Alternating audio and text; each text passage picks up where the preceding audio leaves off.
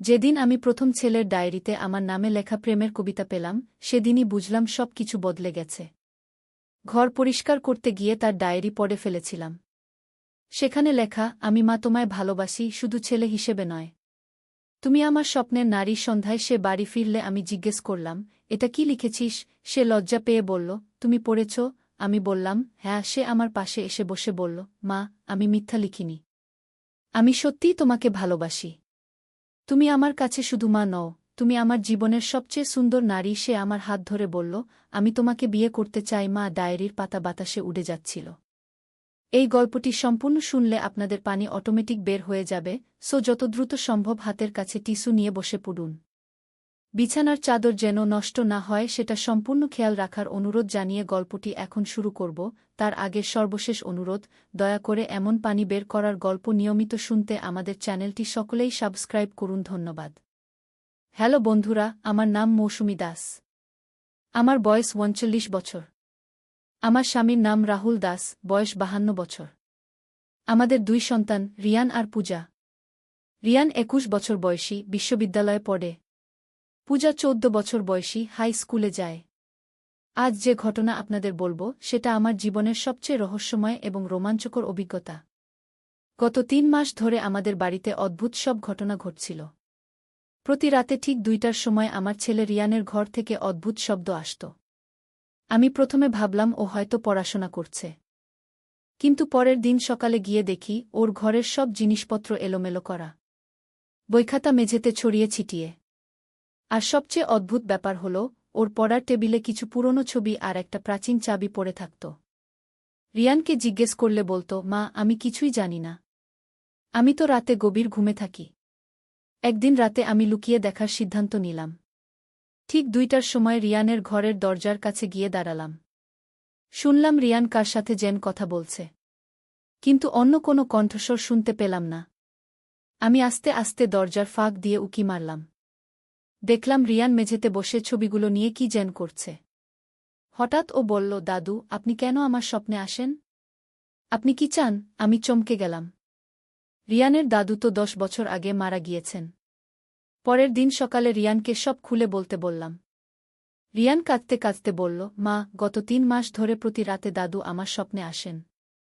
তিনি বলেন, আমাদের পুরনো বাড়িতে তার কিছু গুরুত্বপূর্ণ জিনিস লুকানো আছে।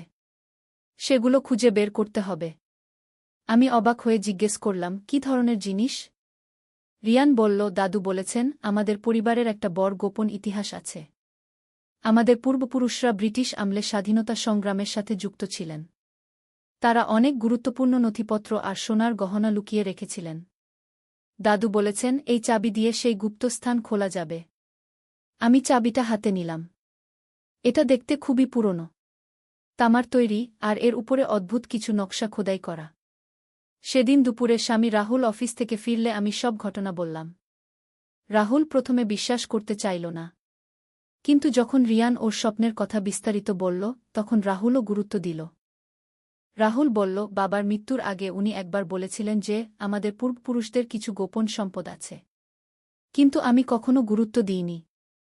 পরদিন আমরা সবাই মিলে আমাদের পুরনো বাড়িতে যাওয়ার সিদ্ধান্ত নিলাম। সেই বাড়িটা গ্রামে, ঢাকা থেকে ৩ ঘণ্টার পথ। বাড়িটা প্রায় ৫০ বছরের পুরনো। আমরা সেখানে মাঝে মধ্যে বেড়াতে যাই।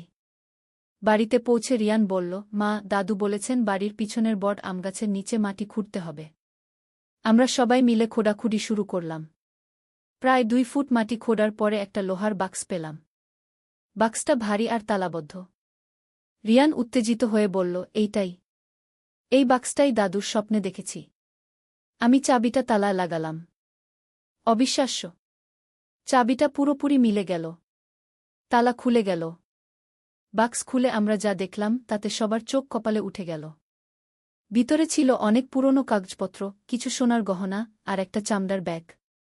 রাহুল কাগজগুলো দেখে বলল, এগুলো দেখতে সরকারি নথিপত্রের মতো। আমি চামড়ার ব্যাগটা খুললাম। ভিতরে ছিল আরও কিছু গুরুত্বপূর্ণ কাগজপত্র আর একটা পুরনো ডায়েরি। ডায়েরিটা পড়তে শুরু করলাম। এটা ছিল রিয়ানের পরদাদুর লেখা। তিনি লিখেছিলেন যে তিনি ব্রিটিশ আমলে একজন গোপন স্বাধীনতা সংগ্রামী ছিলেন। তিনি বিপ্লবীদের সাহায্য করতেন এবং গোপন তথ্য সংগ্রহ করতেন। ডায়েরিতে আরও লেখা ছিল যে তিনি বহু গুরুত্বপূর্ণ নথিপত্র লুকিয়ে রেখেছিলেন যা ইতিহাসবিদদের কাছে অত্যন্ত মূল্যবান হতে পারে। রিয়ান বলল, মা, দাদু আরও বলেছিলেন যে এই নথিপত্রগুলো জাদুঘরে দান করলে আমাদের পরিবারের নাম ইতিহাসে থেকে যাবে। আমরা সব নথিপত্র নিয়ে ঢাকায় ফিরে এলাম। পরের দিন আমরা ঢাকা বিশ্ববিদ্যালয়ের ইতিহাস বিভাগে যোগাযোগ করলাম। প্রফেসর করিম সাহেব নথিপত্রগুলো দেখে খুবই উত্তেজিত হয়ে পড়লেন। তিনি বললেন, এই নথিপত্রগুলো অত্যন্ত বিরল এবং ঐতিহাসিক দৃষ্টিকোণ থেকে অমূল্য। এগুলোতে স্বাধীনতা সংগ্রামের অনেক অজানা তথ্য আছে। আমরা সিদ্ধান্ত নিলাম যে এই নথিপত্রগুলো জাতীয় জাদুঘরে দান করব। জাদুঘর কর্তৃপক্ষ আমাদের পরিবারের নামে একটি বিশেষ প্রদর্শনীর আয়োজন করল। কিন্তু এখানেই শেষ নয়। রিয়ান আরও বলল যে দাদু তার স্বপ্নে বলেছিলেন, আমাদের পরিবারে একটা বিশেষ ক্ষমতা আছে। আমরা মৃত পূর্বপুরুষদের সাথে যোগাযোগ করতে পারি।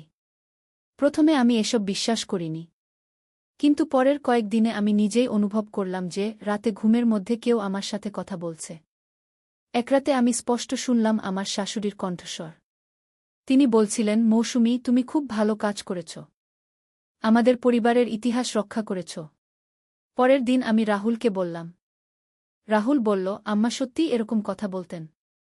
এভাবে একের পর এক রহস্যময় ঘটনা ঘটতে থাকল। আমাদের বাড়িতে প্রায় অদ্ভুত শব্দ হতো, জিনিসপত্র নিজে নিজে নড়াচড়া করত। একদিন পূজা বলল, মা, আমিও স্বপ্নে নানির সাথে কথা বলি। নানি বলেছেন, আমাদের পরিবারে আরও অনেক গোপন সম্পদ আছে। আমি ভাবলাম, এসব কি সত্যিই হতে পারে, নাকি আমরা সবাই একসাথে হ্যালুসিনেশনে ভুগছি। কিন্তু যখন আমরা আরেকটি গোপন স্থান খুঁজে পেলাম এবং সেখান থেকে আরও মূল্যবান জিনিস বের করলাম, তখন বুঝলাম যে এসব সত্যিই ঘটছে। আমাদের পরিবার এখন স্থানীয় পত্রিকায় খবর হয়েছে। আমাদের পূর্বপুরুষদের অবদানের জন্য আমরা সরকারি স্বীকৃতি পেয়েছি। কিন্তু সবচেয়ে আশ্চর্যের ব্যাপার হল, রিয়ান এখনও প্রতিরাতে তার দাদুর সাথে স্বপ্নে কথা বলে। আর আমরা সবাই মিলে আমাদের পূর্বপুরুষদের দেখানো পথ অনুসরণ করে চলেছি। এই ঘটনার পরে আমাদের পারিবারিক বন্ধন আরও মজবুত হয়েছে। আমরা বুঝতে পেরেছি যে আমাদের পূর্বপুরুষরা আমাদের সবসময় পথ দেখান এবং রক্ষা করেন। রিয়ান এখন ইতিহাস নিয়ে পড়াশোনা করার সিদ্ধান্ত নিয়েছে। সে বলে, মা, আমি আমাদের পূর্বপুরুষদের ইতিহাস নিয়ে গবেষণা করব। পূজাও এখন আমাদের পারিবারিক ইতিহাস নিয়ে খুবই আগ্রহী। সে বলে, মা, আমিও বড় হয়ে আমাদের পূর্বপুরুষদের গল্প সবাইকে শোনাব। আজ রাতেও রিয়ান তার দাদুর সাথে স্বপ্নে কথা বলবে। আর আমরা জানি আমাদের পূর্বপুরুষরা আমাদের সবসময় পথ দেখাবেন। এভাবেই শেষ হল আমাদের রহস্যময় পারিবারিক অভিজ্ঞতার গল্প। একটা ছোট্ট ডায়েরির পাতা থেকে শুরু হয়ে আমাদের জীবনে এনেছে অবিশ্বাস্য পরিবর্তন। আমরা শিখেছি যে আমাদের পূর্বপুরুষরা আমাদের কাছে শুধু স্মৃতি নন, তারা আমাদের জীবনের প্রতিটি পদক্ষেপে আমাদের সাহায্য করেন। তবে আসল ঘটনা এখানেই শুরু।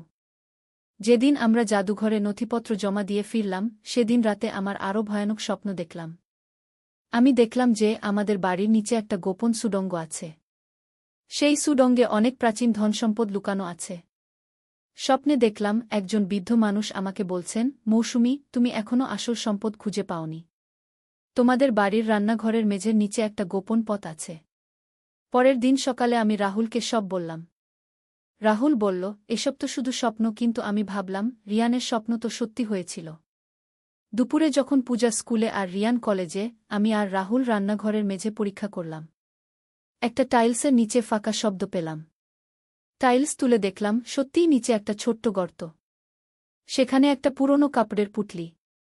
পুটলি খুলে দেখলাম ভিতরে একটা পুরনো মানচিত্র আর আরেকটা চাবি। মানচিত্রে আমাদের এলাকার একটা পুরনো মসজিদের ছবি এঁকে রাখা। চাবির সাথে একটা কাগজে লেখা, মসজিদের মিনারের 3 তলায় গোপন কক্ষ। আমরা সেই মসজিদে গেলাম। ইমাম সাহেব বললেন, এই মসজিদ তো 200 বছরের পুরনো। 3 তলায় কেউ যায় না, সিঁড়ি ভেঙে গেছে। আমরা অনুমতি নিয়ে মসজিদের 3 তলায় উঠলাম। সেখানে একটা পুরনো দরজা। চাবিটা লাগিয়ে দেখলাম দরজা খুলে গেল। ভিতরে গিয়ে দেখলাম একটা ছোট্ট ঘর। ঘরে অনেক পুরনো বই, কিছু তামার পাত্র আর একটা বট কাঠের সিন্দুক। সিন্দুক খুলে দেখলাম ভিতরে অনেক স্বর্ণমুদ্রা, রৌপ্যমুদ্রা আর কিছু হীরার গহনা। রাহুল অবাক হয়ে বলল, এগুলো তো আসল। আমি কাঁপতে কাঁপতে বললাম, আমাদের পূর্বপুরুষরা কত বড় ধনী ছিলেন। কিন্তু সবচেয়ে আশ্চর্য ব্যাপার হল, যখন আমরা এই সম্পদ নিয়ে বাড়ি ফিরলাম, তখন রিয়ান বলল, মা, আমি গতরাতে স্বপ্নে দেখেছি তুমি একটা গোপন কক্ষ খুঁজে পেয়েছ। পূজাও বলল, মা, আমিও স্বপ্নে দেখেছি আমাদের বাড়িতে অনেক সোনা এসেছে। আমি বুঝতে পারলাম আমাদের পরিবারের সত্যিই অতিপ্রাকৃত ক্ষমতা আছে। আমরা ভবিষ্যতের স্বপ্ন দেখতে পারি। এরপর থেকে প্রতিদিন আমাদের কারো না কারো অদ্ভুত স্বপ্ন হতো। আর সেই স্বপ্নগুলো সত্যি হতো। একদিন আমি স্বপ্নে দেখলাম আমাদের পাশের বাড়ির কাকু অসুস্থ হয়ে পড়বেন। পরের দিন সত্যিই কাকু অসুস্থ হয়ে হাসপাতালে ভর্তি হলেন। রিয়ান স্বপ্নে দেখল তার ক্লাসে একটা দুর্ঘটনা হবে। সে সবাইকে সাবধান করে দিল। সত্যিই সেদিন ক্লাসরুমের ছাদ থেকে একটা ফ্যান পড়ে গেল, কিন্তু কেউ আহত হল না। পূজা স্বপ্নে দেখল তার স্কুলে পরীক্ষা পিছিয়ে যাবে। পরের দিন সত্যিই পরীক্ষা পিছিয়ে গেল। এভাবে আমাদের পরিবারের সবার অতিপ্রাকৃত ক্ষমতা প্রকাশ পেল। আমরা বুঝলাম আমাদের পূর্বপুরুষরা শুধু স্বাধীনতা সংগ্রামী ছিলেন না, তারা ছিলেন অতিপ্রাকৃত ক্ষমতার অধিকারী। একদিন রাতে আমি স্বপ্নে দেখলাম একজন সাধু বলছেন, তোমাদের পরিবার হচ্ছে দেবতাদের বংশধর। তোমাদের ক্ষমতা ব্যবহার করে মানুষের কল্যাণ করতে হবে। পরের দিন থেকে আমরা আমাদের ক্ষমতা মানুষের সেবায় ব্যবহার করা শুরু করলাম। আমাদের এলাকার লোকজন আমাদের কাছে আসতে শুরু করল। একদিন একটা মেয়ে এসে বলল, আপা, আমার বিয়ে হবে কিনা বলেন। আমি তার হাত দেখে বললাম, ৩ মাস পরে তোমার বিয়ে হবে। সত্যিই ৩ মাস পরে তার বিয়ে হল। আরেকদিন একটা ছেলে এসে বলল, আপা, আমার চাকরি হবে কিনা। রিয়ান স্বপ্নে দেখে বলল, তুমি ব্যাংকে চাকরি পাবে। সত্যিই সে ব্যাংকে চাকরি পেল। এভাবে আমাদের পরিবার এলাকায় বিখ্যাত হয়ে গেল। লোকজন আমাদের জ্যোতিষী পরিবার বলে ডাকতে শুরু করল। কিন্তু আসল রহস্য তখনও বাকি ছিল। একদিন রিয়ান আমাকে বলল, মা, দাদু বলেছেন আমাদের পরিবারে একটা অভিশাপ আছে। আমি চমকে গিয়ে জিজ্ঞেস করলাম, কী রকম অভিশাপ? রিয়ান বলল, দাদু বলেছেন আমাদের পরিবারের পুরুষরা ৬০ বছর বয়সের পরে বাঁচে না। আমি ভয় পেয়ে গেলাম। রাহুলের বয়স তো এখন ৫২। আর মাত্র ৮ বছর। সেদিন রাতে আমি স্বপ্নে দেখলাম একজন তান্ত্রিক বলছেন, এই অভিশাপ থেকে মুক্তির একটাই উপায়। তোমাদের খুঁজে বের করতে হবে সেই তাবিজ যা তোমাদের পূর্বপুরুষ বানিয়েছিলেন। পরের দিন আমি সবাইকে বললাম। আমরা আবার আমাদের পুরনো বাড়িতে গেলাম। এবার আমরা পুরো বাড়িটা খোঁজাখুঁজি করলাম। শেষে দোতলার একটা ঘরের দেয়ালে একটা গোপন আলমারি পেলাম। আলমারি খুলে দেখলাম সেখানে একটা কাপড়ে মোড়ানো তাবিজ রাখা। তাবিজটা হাতে নেওয়ার সাথে সাথে আমার মনে হলো যেন একটা শক্তি আমার শরীরে ঢুকে গেল। রিয়ান বলল, মা, দাদু বলেছেন এই তাবিজ রাহুল কাকার গলায় পরিয়ে দিতে হবে। আমরা ঢাকায় ফিরে এসে রাহুলের গলায় তাবিজটা পরিয়ে দিলাম। সেদিন রাতে আমাদের সবার স্বপ্নে একই ব্যক্তি এসে বললেন, অভিশাপ ভেঙে গেছে। এখন তোমাদের পরিবারের সবাই দীর্ঘজীবী হবে। এরপর থেকে আমাদের জীবনে আরও অনেক পরিবর্তন এসেছে। আমাদের অতিপ্রাকৃত ক্ষমতা আরও বেড়েছে। এখন আমরা শুধু ভবিষ্যৎ দেখতে পারি না, মানুষের রোগ সারাতেও পারি। একদিন আমাদের প্রতিবেশী তার অসুস্থ মেয়েকে নিয়ে এলো। মেয়েটার দীর্ঘদিন জ্বর। ডাক্তাররা কিছু বুঝতে পারছিলেন না। আমি মেয়েটার মাথায় হাত রাখলাম। কয়েক মিনিট পরেই তার জ্বর কমে গেল। এভাবে আমরা অনেক মানুষের উপকার করেছি। আমাদের এলাকায় এখন আমাদের একটা আলাদা সম্মান আছে। কিন্তু সবচেয়ে বড় ঘটনা ঘটল গত মাসে। আমি স্বপ্নে দেখলাম যে আমাদের এলাকায় একটা বড় দুর্ঘটনা হবে। আমি সবাইকে সাবধান করে দিলাম। সত্যিই সেদিন একটা বড় আগুন লেগেছিল, কিন্তু আমাদের সাবধানের কারণে কেউ মারা যায়নি। এরপর থেকে স্থানীয় প্রশাসন আমাদের পরামর্শ নেয়।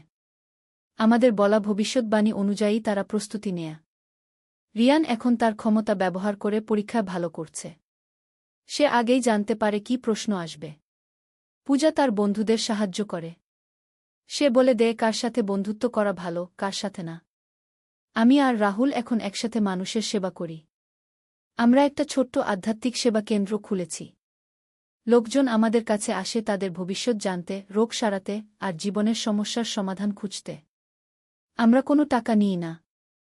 শুধু যে যা দিতে চায় তাই নিই। এভাবে আমাদের জীবন সম্পূর্ণ বদলে গেছে।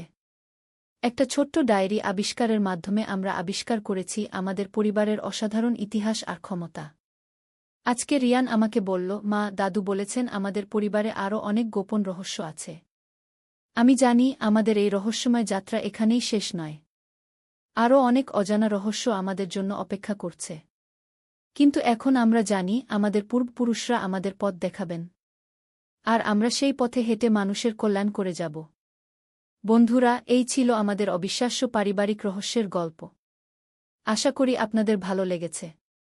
এরকম আরও গল্প শুনতে আমাদের চ্যানেল সাবস্ক্রাইব করুন এবং বেল আইকনে ক্লিক করুন। একদিন আলী সাহেব সোহেলের অফিসে এলেন। সোহেল তাকে দেখে অবাক হয়ে গেল।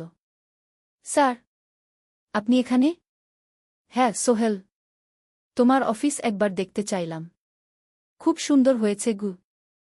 আলী সাহেব পুরো অফিস ঘুরে দেখলেন, কর্মচারীদের সাথে কথা বললেন। তারপর সোহেলের রুমে এসে বসলেন। সোহেল, তুমি অনেক দূর এসেছ। মনে আছে 7 বছর আগে তুমি যখন আমার অফিসে প্রথম এসেছিলে চা বানানোর কাজ করতে? হ্যাঁ স্যার, সব মনে আছে ইউ। আমি গর্বিত যে আমি তোমাকে একটা সুযোগ দিয়েছিলাম, আর তুমি সেই সুযোগকে কাজে লাগিয়েছ। জানো সফলতার মূল সূত্র কি? কি স্যার? কঠোর পরিশ্রম, সততা আর হাল না ছাড়া। তোমার মধ্যে এই 3টা গুণই আছে গু। সোহেল চোখে জল নিয়ে বলল, আপনি না থাকলে আজ আমি এখানে পৌঁছাতে পারতাম না স্যার। না সোহেল, আমি শুধু একটা দরজা খুলে দিয়েছিলাম। ভেতরে ঢুকে পথ তৈরি করেছ তুমি নিজে গু। আলী সাহেব চলে যাওয়ার আগে বললেন, আমার একটা বড় প্রজেক্ট আছে, একটা 20 ফ্লোর বিজনেস টাওয়ার। আমি চাই তুমি এই প্রজেক্টে আমার সাথে পার্টনার হও। 50-50 রাজি? সোহেল অবাক হয়ে গেল। এত বড় প্রজেক্ট? স্যার, আমার কি যথেষ্ট সামর্থ্য আছে? আছে, আমি বিশ্বাস করি সোহেল রাজি হয়ে গেল। এটা তার জীবনের সবচেয়ে বড় প্রজেক্ট হবে। 50 অধ্যায়, বড় চ্যালেঞ্জ। 20 ফ্লোর বিজনেস টাওয়ারের কাজ শুরু হল। এটা সোহেলের জীবনের সবচেয়ে বড় চ্যালেঞ্জ। প্রজেক্টের বাজেট প্রায় 10 করোড় টাকা। সোহেলকে 5 করোড় টাকা ইনভেস্ট করতে হবে। সোহেল তার সব সঞ্চয়ে, ব্যাংক লোন আর কিছু ইনভেস্টর থেকে টাকা জোগাড় করল। এটা একটা বিশাল ঝুঁকি। যদি প্রজেক্ট ব্যর্থ হয়, সব শেষ। মিনা চিন্তিত ছিল। সোহেল, এত বড় ঝুঁকি নেওয়া ঠিক হবে? মিনা, জীবনে বড় কিছু করতে হলে ঝুঁকি নিতে হয়। আমি এই সুযোগ হাতছাড়া করতে চাই না গিয়ে। কিন্তু যদি কিছু ভুল হয়? ভুল হবে না। আমি আলী সাহেবের সাথে আছি, উনি আমাকে গাইড করবেন। প্রজেক্ট শুরু হল। প্রথম 6 মাস সব ভালোই চলছিল। কাজ সময়মতো হচ্ছে, বাজেট ঠিক আছে। কিন্তু 7 মাসের মাথায় একটা বড় সমস্যা দেখা দিল। একজন প্রধান ইনভেস্টর হঠাৎ তার টাকা ফেরত চাইলেন। তিনি অন্য একটা জরুরি কাজে টাকা লাগবে বলে জানালেন। 1 করোড় টাকা ফেরত দিতে হবে। সোহেল বিপদে পড়ে গেল। 1 করোড় টাকা এখন কোথায় পাবে? প্রজেক্টের সব টাকা ঢেলে দিয়েছে। সে আলী সাহেবের সাথে কথা বলল। আলী সাহেব বললেন, চিন্তা করো না, আমি ব্যবস্থা করছি। কিন্তু আলী সাহেবও বড় একটা প্রজেক্টে আটকে আছেন। তার হাতে লিকুইড ক্যাশ নেই। সোহেল অন্য ব্যাংক থেকে লোন নেওয়ার চেষ্টা করল। কিন্তু ব্যাংক বলল, ইতিমধ্যে তার অনেক লোন আছে, নতুন লোন দিতে পারবে না। সোহেল রাতে ঘুমাতে পারছিল না। খাওয়া দাওয়া বন্ধ করে দিয়েছিল। মিনা তাকে দেখে খুব চিন্তিত হয়ে গেল। সোহেল, প্লিজ নিজেকে এভাবে শেষ করে ফেলো না। কোনো একটা রাস্তা বের হবেই কি। কিন্তু সোহেল কোনো রাস্তা দেখতে পাচ্ছিল না। ইনভেস্টর 15 দিন সময় দিয়েছে। 15 দিনের মধ্যে টাকা ফেরত না দিলে তিনি আইনি ব্যবস্থা নেবেন। 10 দিন কেটে গেল। সোহেল কোনো সমাধান খুঁজে পেল না। সে প্রায় হাল ছেড়ে দিয়েছিল। 11 দিনের দিন একটা অপ্রত্যাশিত ঘটনা ঘটল। জাহিদ ভাই, সোহেলের পুরনো সহকর্মী, তার অফিসে এলেন। জাহিদ ভাই এখন একটা রিয়েল এস্টেট কোম্পানিতে সিনিয়র ম্যানেজার। সোহেল, আমি তোমার সমস্যার কথা শুনেছি গু। হ্যাঁ ভাই, আমি বিপদে পড়েছি। আমি তোমাকে সাহায্য করতে চাই। আমার কিছু সঞ্চয় আছে, 5 লাখ টাকা। তুমি নাও। সোহেল চোখে জল নিয়ে বলল, ভাই আমি কিছু বলার দরকার নেই। তুমি আমাকে অনেক কিছু শিখিয়েছ। তোমার কাছ থেকে পরিশ্রম আর সততা শিখেছি। এখন আমার পালা তোমাকে সাহায্য করার। জাহিদ ভাই চলে যাওয়ার পর আরও 2 জন এলো। একজন সোহেলের পুরনো ক্লায়েন্ট, আরেকজন তার কর্মচারী। 2 জন মিলে আরও 8 লাখ টাকা দিল। করিম মামা 20 লাখ টাকা ব্যবস্থা করলেন, তার কিছু বন্ধুদের কাছ থেকে ধার করে। মিনা তার সব গয়না বিক্রি করে 10 লাখ টাকা দিল। সবাই মিলে প্রায় ৪৫ লাখ টাকা জোগাড় হল। বাকি ৬৫ লাখ টাকা সোহেল তার অফিসের সব অ্যাসেট বিক্রি করে আর একটা প্রাইভেট ফিন্যান্স কোম্পানি থেকে উচ্চ সুদে লোন নিয়ে ব্যবস্থা করল। ঠিক ১৪ দিনের দিন সোহেল ইনভেস্টরকে ১ করোড় টাকা ফেরত দিল। ইনভেস্টর টাকা নিয়ে চলে গেলেন। সোহেল তার অফিসে ফিরে এসে চেয়ারে বসে কাঁদল। এত চাপ, এত টেনশন, সব যেন একসাথে বের হয়ে এল। মিনা এসে তাকে জড়িয়ে ধরল। আমরা পেরেছি সোহেল, আমরা পেরেছি গু। ষোড়শ অধ্যায়, পুনরুদ্ধার। এই ঘটনার পর সোহেল আরও সাবধান হয়ে গেল। সে বুঝল ব্যবসায় শুধু সাহস নয়, বুদ্ধিও লাগে। ঝুঁকি নিতে হয়, কিন্তু হিসাব করে। প্রজেক্ট চলতে থাকল। এবার সোহেল আরও সতর্কতার সাথে সবকিছু পরিচালনা করল। প্রতিটা খরচ হিসাব করল, প্রতিটা সিদ্ধান্ত ভেবেচিন্তে নিল। আরও ১ বছর পর 20 ফ্লোর বিজনেস টাওয়ার সম্পন্ন হল। চমৎকার বিল্ডিং, শহরের অন্যতম সুন্দর ভবন। বিল্ডিংয়ের উদ্বোধন অনুষ্ঠানে শহরের মেয়র এলেন। অনেক ব্যবসায়ী, সাংবাদিক এল। সোহেলের নাম পত্রিকায় ছাপা হল। স্বপ্নের শহরে এক তরুণ উদ্যোক্তার সফলতার গল্পও। প্রজেক্ট থেকে সোহেলের লাভ হল প্রায় ২ করোড় টাকা। এই টাকা দিয়ে সে সব ঋণ শোধ করল। জাহিদ ভাইয়ের টাকা ফেরত দিল। করিম মামার ঋণ শোধ করল। যারা সাহায্য করেছিল সবাইকে টাকা ফেরত দিল। মিনার জন্য নতুন গয়না কিনা, আরও সুন্দর। তার মাকে গ্রামে একটা নতুন পাকা বাড়ি বানিয়ে দিল। মা কাঁদতে কাঁদতে বললেন, তোর বাবা বেঁচে থাকলে কত খুশি হতো। তুই আমার সব স্বপ্ন পূরণ করেছিস গে। সোহেল নিজেদের জন্য একটা ফ্ল্যাট কিনা। ৪ রুমের ফ্ল্যাট, সমুদ্রের কাছে। এখন আর ভাড়া বাড়িতে থাকতে হয় না। সপ্তদশ অধ্যায়, প্রতিদান। সোহেল এখন একজন প্রতিষ্ঠিত উদ্যোক্তা। কিন্তু সে তার শেখ ভোলেনি। যে গ্রাম থেকে সে এসেছে, যারা তাকে সাহায্য করেছে, কাউকেই ভোলেনি। সে তার গ্রামে একটা স্কুল বানিয়ে দিল। সোহেল ফাউন্ডেশন স্কুল কো গরিব ছেলেমেয়েরা ফ্রিতে পড়তে পারবে। ভালো শিক্ষক নিযোগ দিল। ভালো পড়াশোনার ব্যবস্থা করল। শহরে একটা ফ্রি মেডিকেল ক্লিনিক খুলল। গরিব মানুষরা ফ্রিতে চিকিৎসা পাবে। প্রতি বছর ১০ জন মেধাবী কিন্তু গরিব ছাত্রছাত্রীকে স্কলারশিপ দেওয়া শুরু করল। তারা বিনামূল্যে পড়াশোনা করতে পারবে। একদিন একটা টিভি চ্যানেল সোহেলের ইন্টারভিউ নিতে এল। আপনার সফলতার গোপন সূত্র কি? সোহেল একটু ভেবে বলল, কঠোর পরিশ্রম, সততা আর হাল না ছাড়া। এই ৩টা জিনিস যদি কারো মধ্যে থাকে, সে যে কোনো কিছু অর্জন করতে পারে। আর সবচেয়ে বড় কথা, যারা আমাকে সাহায্য করেছে তাদের ছাড়া আমি কিছুই না। একা কেউ সফল হতে পারে না গি। আপনার পরবর্তী স্বপ্ন কি? আমি চাই আরও মানুষকে সাহায্য করতে। আমার মতো যারা গ্রাম থেকে শহরে আসে তাদের জন্য একটা ট্রেনিং সেন্টার খুলব। তারা সেখানে বিভিন্ন স্কিল শিখতে পারবে, চাকরি পাবে, নিজের পায়ে দাঁড়াতে পারবে গু। অষ্টাদশ অধ্যায়, নতুন প্রজন্ম। আরও ৫ বছর কেটে গেল। সোহেল এখন ৪৫ বছরের। তার মেয়ে সারা এখন ৯ বছরের। স্কুলে ক্লাস 4-এ পড়ে। খুব মেধাবী মেয়ে।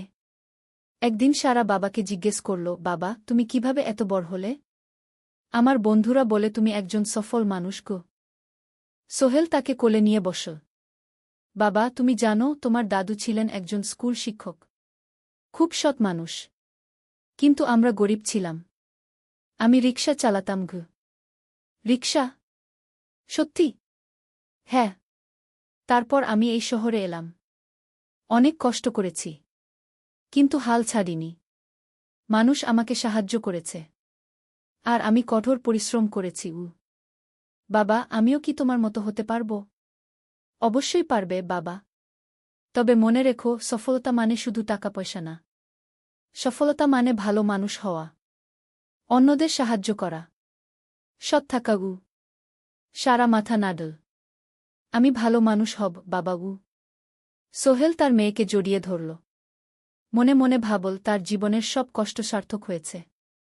মিনা রান্নাঘর থেকে ডাকল, খাবার তৈরি। এসো উ। সোহেল সারাকে নিয়ে ডাইনিং টেবিলে গেল। ঋতু এসেছে। সে এখন বিয়ে করেছে, তার একটা ছেলে হয়েছে। সোহেলের মা মাঝে মাঝে চট্টগ্রামে বেড়াতে আসেন।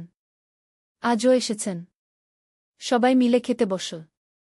হাসিগল্পে ভরা পরিবার। সোহেল তাকাল তার মায়ের দিকে, মিনার দিকে, সারার দিকে, ঋতুর দিকে। মনে হল জীবনে আর কি চাই। খাওয়া শেষে সবাই বসে রইল, গল্প করছিল। হঠাৎ সোহেলের ফোন বাজল। অফিস থেকে একটা জরুরি বিষয়। সোহেল ফোন রেখে দিয়ে মিনাকে বলল, একটা নতুন প্রজেক্টের প্রস্তাব এসেছে। একটা এতিমখানা বানানোর কাজ। সরকারি প্রজেক্ট। তুমি নেবে? অবশ্যই। এটা আমার স্বপ্নের প্রজেক্ট। যেসব বাচ্চাদের বাবা মা নেই তাদের জন্য একটা সুন্দর জায়গা। মিনা হাসল। তুমি কখনো বদলাও না, এখনো অন্যদের কথা ভাবো। এটাই তো জীবন মিনা। শুধু নিজের জন্য বাঁচলে কি হবে? 49 অধ্যায়, উত্তরাধিকার। 10 বছর আরও কেটে গেল। সোহেল এখন 55 বছরের। তার চুলে পাক ধরেছে, কিন্তু শক্তি এখনও আগের মতোই। সারা এখন 19 বছরের। সে বিশ্ববিদ্যালয়ে ইঞ্জিনিয়ারিং পড়ছে। সে চায় বাবার মতো কনস্ট্রাকশন ইন্ডাস্ট্রিতে কাজ করতে। একদিন সারা বাবাকে বলল, বাবা, আমি তোমার কোম্পানিতে কাজ করতে চাই। এখনও তো তোর পড়াশোনা বাকি। জানি, কিন্তু আমি এখন থেকেই শিখতে চাই। ছুটির দিনে তোমার সাথে সাইটে যেতে চাই। দেখতে চাই কিভাবে কাজ হয়। সোহেল খুশি হয়ে গেল। তার মেয়ে তার পথ অনুসরণ করতে চায়। ঠিক আছে, কিন্তু শর্ত হল তোকে সবকিছু নিজ থেকে শিখতে হবে। কোনো স্পেশাল ট্রিটমেন্ট পাবি না। আমি তো তাই চাই বাবাগু। সারা তার বাবার সাথে কাজ শিখতে শুরু করল। সে দেখল কিভাবে শ্রমিকরা কাজ করে, কিভাবে ম্যাটেরিয়াল বাছাই করতে হয়, কিভাবে একটা প্রজেক্ট ম্যানেজ করতে হয়। সোহেল তাকে কোনো সহজ পথ দিল না। সারাকেও সবার মতো কষ্ট করতে হল। সাইটে রোদে দাঁড়িয়ে থাকতে হল। শ্রমিকদের সাথে কথা বলতে হল। কিন্তু সারা হাল ছাড়ল না। সে তার বাবার মেয়ে, পরিশ্রম করতে জানে। 3 বছর পর সারা গ্রাজুয়েট হল। সে সোহেলের কোম্পানিতে জুনিয়র প্রজেক্ট ম্যানেজার হিসেবে যোগ দিল। সোহেল ধীরে ধীরে সারাকে বড় দায়িত্ব দিতে শুরু করল। সারা তার বাবার মতোই সৎ, পরিশ্রমী। 20 অধ্যায়, সমাপ্তি নয়, নতুন শুরু। আরও 5 বছর পর সোহেল এখন 60 বছরের। সে সিদ্ধান্ত নিল, এবার অবসর নেওয়ার সময় এসেছে। কোম্পানির দায়িত্ব সারাকে দেবে। একটা অনুষ্ঠান করা হল। সোহেল আনুষ্ঠানিকভাবে কোম্পানির চেয়ারম্যান পদ থেকে অবসর নিল। সারা হল নতুন ম্যানেজিং ডিরেক্টর। সোহেল তার বক্তব্যে বলল, আমি যখন এই শহরে এসেছিলাম আমার পকেটে ছিল মাত্র 5,000 টাকা, একটা ছোট্ট ব্যাগ, আর অনেক স্বপ্ন। আজ 40 বছর পর আমি পেছনে ফিরে তাকাই, দেখি একটা দীর্ঘ পথ। সেই পথে অনেক কষ্ট ছিল, অনেক বাধা ছিল, কিন্তু ছিল অনেক ভালোবাসাও, অনেক মানুষের সাহায্যও। আমি বিশ্বাস করি সফলতা একা আসে না। এটা আসে অনেক মানুষের সমর্থন, ভালোবাসা আর বিশ্বাস নিয়ে। আমি যা কিছু অর্জন করেছি তা আমার একার না। এটা আমার পরিবারের, আমার কর্মচারীদের, আমার বন্ধুদের, সবার। আজ আমি আমার মেয়ে সারার হাতে এই দায়িত্ব তুলে দিচ্ছি। আমি জানি সে আমার চেয়ে ভালো করবে, কারণ সে শিখেছে আমার ভুল থেকে, আমার অভিজ্ঞতা থেকে। অনুষ্ঠান শেষ হল। সবাই চলে গেল। সোহেল আর মিনা অফিসে একা দাঁড়িয়ে রইল। মিনা, মনে আছে আমরা প্রথম কখন দেখা হয়েছিলাম? হ্যাঁ, তোমার সেই ছোট্ট মুদি দোকানে। তুমি বিস্কুট কিনতে এসেছিলে। কে ভেবেছিল সেই দিন থেকে আমাদের এই পর্যস্বপ্নের শহর। প্রথম অধ্যায়, যাত্রা শুরু। সকাল 7টা বেজে গেছে। ঢাকার কমলাপুর রেলস্টেশনে মানুষের ভিড়। চারদিকে চা বিস্কুট বিক্রেতাদের চিৎকার, ট্রেনের হর্ন আর যাত্রীদের কোলাহল। এই বিশাল ভিড়ের মধ্যে একটা ছোট্ট ব্যাগ হাতে দাঁড়িয়ে আছে সোহেল। বয়স মাত্র 22। গায়ের রং শ্যামলা, চোখে স্বপ্নের ঝিলিক। ভাইজা, চট্টগ্রামের টিকিট আছে? সোহেল টিকিট কাউন্টারের সামনে দাঁড়িয়ে জিজ্ঞেস করল। আছে। 3 টাকা। কাউন্টারের লোকটা উত্তর দিল। সোহেল তার পকেট থেকে টাকা বের করল। মোট 5,000 টাকা। এই টাকা সে জমিয়েছে গত 3 বছরে রিকশা চালিয়ে। তার স্বপ্ন ছিল চট্টগ্রাম গিয়ে একটা ভালো চাকরি পাওয়া। গ্রামে আর থাকতে চায় না সে। বাবা মারা গেছেন 10 বছর আগে। মা আর ছোট বোন ঋতুকে নিয়ে সংসার চালাচ্ছিল রিকশা চালিয়ে। কিন্তু এভাবে তো আর সারা জীবন চলবে না। টিকিট কেটে সোহেল প্ল্যাটফর্মে এল। ট্রেন ছাড়বে আর মাত্র 15 মিনিট পরে। সে একটা বেঞ্চে বসে পড়ল। ব্যাগটা বুকের কাছে চেপে ধরল। এই ব্যাগে আছে তার সব সম্পদ, কিছু কাপড়, একটা ছোট্ট ফটো ফ্রেমে বাবা মায়ের ছবি, আর কিছু টাকা। কোথায় যাচ্ছেন? পাশে বসা একজন বয়স্ক মানুষ জিজ্ঞেস করলেন। চট্টগ্রাম, কাকা। চাকরি খুঁজতে যাচ্ছি কি? সোহেল বিনয়ের সাথে উত্তর দিল। ভালো। তবে শহরে সাবধানে থাকবেন। শহর মানে অনেক সুযোগ, কিন্তু অনেক ফাঁদও আছে, খুব বয়স্ক লোকটা বললেন। সোহেল মাথা নাড়ল। সে জানে শহরের জীবন সহজ না। কিন্তু তার কোনো বিকল্প নেই। গ্রামে রিকশা চালিয়ে মাসে ৩,৫০০ টাকা আয় হতো। তার মধ্যে সংসার চালাতে হতো, বোনের স্কুলের খরচ দিতে হতো, মায়ের ওষুধের খরচ দিতে হতো। কিছুই বাঁচত না। আর এই জীবন থেকে বেরোনোর একটাই পথ, শহরে গিয়ে ভালো কাজ খুঁজে নেওয়া। সোহেল মনে মনে ভাবল তার বাবার কথা। বাবা ছিলেন একজন স্কুল শিক্ষক। খুব সৎ মানুষ ছিলেন। সবসময় বলতেন, সোহেল, তুই লেখাপড়া শিখে বড় মানুষ হবি। আমাদের পরিবারে আর কেউ বড় চাকরি করেনি। তুই করবি। কিন্তু বাবা যখন মারা গেলেন তখন সোহেল মাত্র এসএসসি পরীক্ষা দিয়েছে। ফলাফল ভালো হয়েছিল, জিপিএ অর্ধচতু। কিন্তু বাবার মৃত্যুর পর আর পড়া হল না। পরিবারের দায়িত্ব নিতে হল। ট্রেন ছাড়ল। সোহেল জানালার পাশে বসে বাইরে তাকাল। ধানক্ষেত, নদী, ছোট ছোট গ্রাম, সব পেছনে ফেলে ট্রেন এগিয়ে চল। সোহেলের মনে হল সে যেন তার পুরনো জীবনটাকেও পেছনে ফেলে আসছে। ট্রেনে একজন হকার এসে চা বিক্রি করছিল। সোহেল একটা চা কিনল। ১০ টাকা। চা খেতে খেতে সে ভাবছিল, চট্টগ্রাম পৌঁছে কি হবে? করিম মামা তাকে সাহায্য করবেন তো? চাকরি পাওয়া যাবে তো? করিম মামা আসলে সোহেলের খুব দূর সম্পর্কের মামা। সোহেলের দাদির বোনের ছেলে। অনেক বছর আগে গ্রাম ছেড়ে চট্টগ্রামে চলে গিয়েছিলেন। সেখানে একটা কনস্ট্রাকশন কোম্পানিতে কাজ করেন। বছরে একবার দুবার গ্রামে আসতেন। গত বছর যখন এসেছিলেন তখন সোহেলের মাকে বলেছিলেন সোহেলকে চট্টগ্রাম পাঠান। আমি একটা কাজের ব্যবস্থা করে দেব। সেই কথাতেই ভরসা করে সোহেল আজ এই যাত্রা। দ্বিতীয় অধ্যায়, নতুন শহর। চট্টগ্রাম পৌঁছাতে প্রায় ৬ ঘণ্টা লেগে গেল। দুপুর ১টা বাজে। সোহেল স্টেশন থেকে বের হয়ে শহরের রাস্তায় দাঁড়াল। কি বিশাল শহর! এত গাড়ি, এত মানুষ। চারদিকে উঁচু উঁচু বিল্ডিং, দোকানপাট, মানুষের ভিড়। সোহেল কিছুক্ষণ দাঁড়িয়ে থাকল, সব কিছু দেখতে দেখতে। তার মনে হচ্ছিল সে যেন অন্য কোনো পৃথিবীতে এসে পড়েছে। তার পকেটে একটা ছোট্ট কাগজ আছে। সেখানে লেখা একটা ঠিকানা, করিম মিয়া, বাড়ি নং ২৩, রোড নং ৫, আগ্রাবাদ, চট্টগ্রামকে। সোহেল একটা রিকশা ডাকল। কত নেবেন আগ্রাবাদ যেতে? ৫০ টাকা গু। সোহেল রিকশায় উঠল। রাস্তার দুধারে দোকান, মার্কেট, অফিস, সব কিছু দেখতে দেখতে সে অবাক হয়ে গেল। এত বড় শহর! এত কিছু! গ্রামের সেই ছোট্ট বাজারের সাথে কোনো তুলনাই হয় না। প্রায় আধা ঘণ্টা পর রিকশা একটা পুরনো বাড়ির সামনে থামল।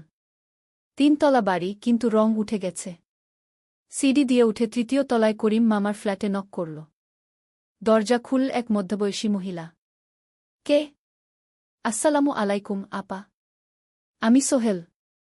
নোয়াখালীর গ্রাম থেকে এসেছি। করিম মামা বাড়িতে আছেন? মহিলা তাকে মাথা থেকে পা পর্যন্ত দেখল। করিম তো অফিসে গেছে। তুমি কে? কোথা থেকে এসেছ? সোহেল সব খুলে বলল। মহিলা তাকে ভেতরে ঢুকতে দিল। বসো। করিম সন্ধ্যায় ফিরবে গু। ফ্ল্যাটটা ছোট। ২টো রুম, একটা ছোট্ট রান্নাঘর, আর একটা বাথরুম। কিন্তু সোহেলের কাছে খুব সুন্দর লাগল। গ্রামের সেই টিনের ঘরের চেয়ে তো অনেক ভালো। মহিলা তার নাম জানাল, সালমা। করিম মামার স্ত্রী। তাদের ২টো ছেলে, একজন ক্লাস ৮-এ পড়ে, আরেকজন ক্লাস 5-এ। খেয়েছ? সালমা আপা জিজ্ঞেস করল। না আপা গু। অপেক্ষা করো। ভাত আছে, মাছ আছে। খাও। সোহেল প্রথমে রাজি হতে চাইল না। কিন্তু খুব খিদে পেয়েছিল। সকাল থেকে শুধু একটা চা আর বিস্কুট খেয়েছে। খাওয়া দাওয়ার পর সোহেল বসে রইল। সালমা আপা তাকে গল্প করতে লাগল। তোমার মা কেমন আছেন? তোমার বোন? ভালো আছে আপা। মার একটু গেটে বাত আছে। ওষুধ খাচ্ছেন। বোন স্কুলে পড়ে কু। তুমি কি করতে চাও এখানে? চাকরি খুঁজছি আপা। যে কোনো কাজ করব। বাসায় মা আর বোনকে টাকা পাঠাতে হবে। সালমা আপা মাথা নাড়ল। করিম তোমার জন্য কিছু একটা করবে। সে ভালো মানুষ গ। সারাদিন অপেক্ষা করু সোহেল। সন্ধ্যা 6টায় করিম মামা ফিরলেন। 50-এর কাছাকাছি বয়স, কালো রঙের প্যান্ট শার্ট পরা, হাতে একটা ব্যাগ। আরে সোহেল, কবে এলি? করিম মামা খুশি হয়ে বললেন। আজ সকালে মামা গু। করিম মামা তাকে জড়িয়ে ধরলেন। অনেকদিন পর দেখলাম। কেমন আছিস? ভালো আছি মামা গি। ভালো করেছিস এসে। এখানে অনেক সুযোগ আছে। তোর জন্য একটা কাজের ব্যবস্থা করে দেব। তবে প্রথমে কয়েকদিন এখানে থাক। শহরটা একটু চিনে নে। তারপর কাজে যোগ দিবি।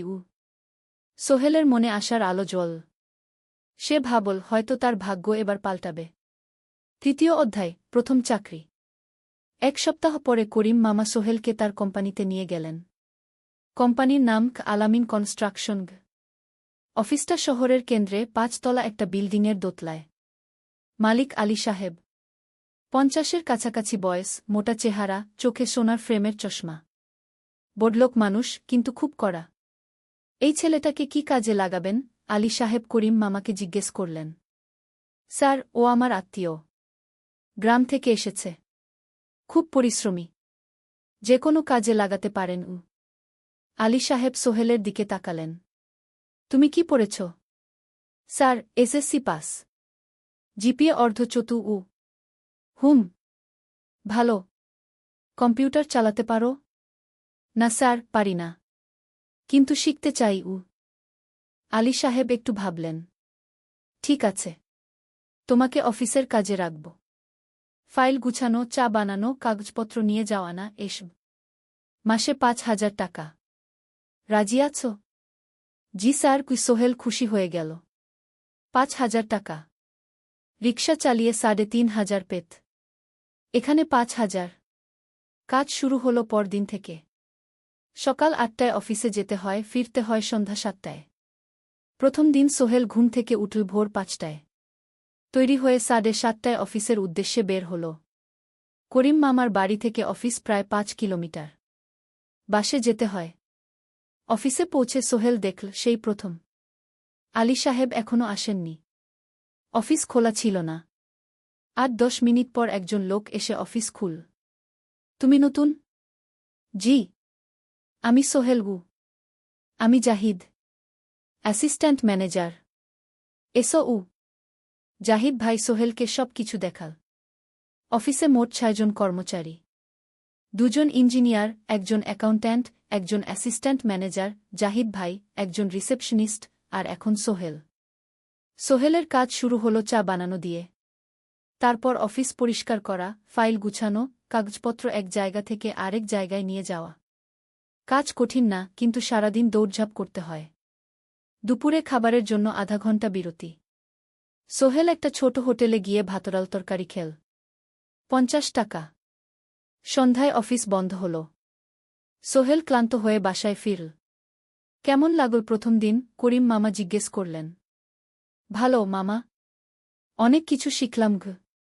প্রথম মাসের শেষে সোহেল বেতন পেল 5,000 টাকা। সে 3,000 টাকা মাকে পাঠাল। মা ফোনে কাঁদতে লাগলেন। আল্লাহ তোকে ভালো রাখুক সোহেল। সোহেলের চোখেও জল এল। তার মনে হল সে একটা বড় কাজ করতে পেরেছে। 4র্থ অধ্যায়, শহরের জীবন। 3 মাস কেটে গেল। সোহেল এখন শহরের সাথে মিশে গেছে। প্রতিদিন অফিসে যাও আসার পথে সে দেখে হাজারো মানুষের জীবন। কেউ সফল, কেউ ব্যর্থ। কিন্তু সবাই চলছে নিজের পথে। সোহেল অফিসের কাজের পাশাপাশি কম্পিউটার শেখার চেষ্টা করছে। অফিসে একটা কম্পিউটার আছে। যখন কেউ ব্যবহার করে না, তখন সোহেল একটু একটু শিখার চেষ্টা করে। জাহিদ ভাই তাকে সাহায্য করেন। সোহেল, তুমি যদি কম্পিউটার ভালোভাবে শিখতে পারো, তাহলে তোমার ভবিষ্যৎ উজ্জ্বল। জাহিদ ভাই একদিন বললেন। কিভাবে শিখব ভাই? ট্রেনিং সেন্টারে যাও। সন্ধ্যায় ক্লাস আছে। মাসে 2,000 টাকা লাগবে গি। সোহেল ভাবল। 2,000 টাকা অনেক। কিন্তু এটা বিনিয়োগ। ভবিষ্যতের জন্য।